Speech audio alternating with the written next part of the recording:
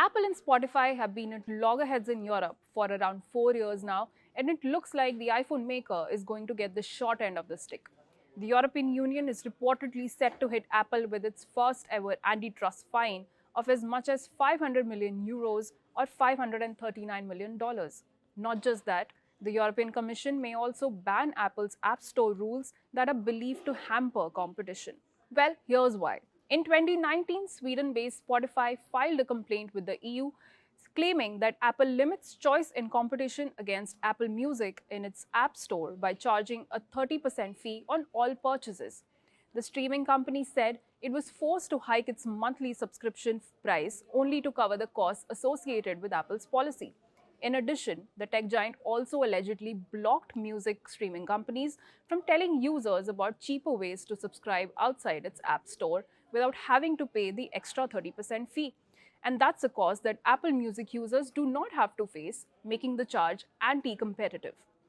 This kicked off an investigation by the European Union in 2020.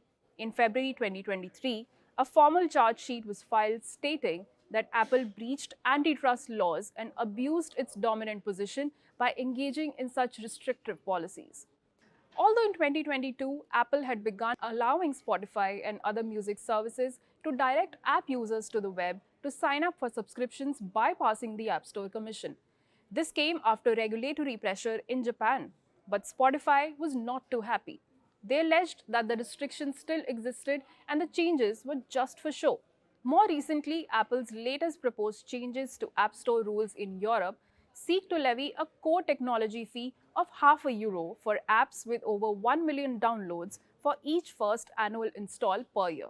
It will also take a commission on digital goods and services that take place on a developer's website within 7 days of a user tapping through an in-app link for external purchases.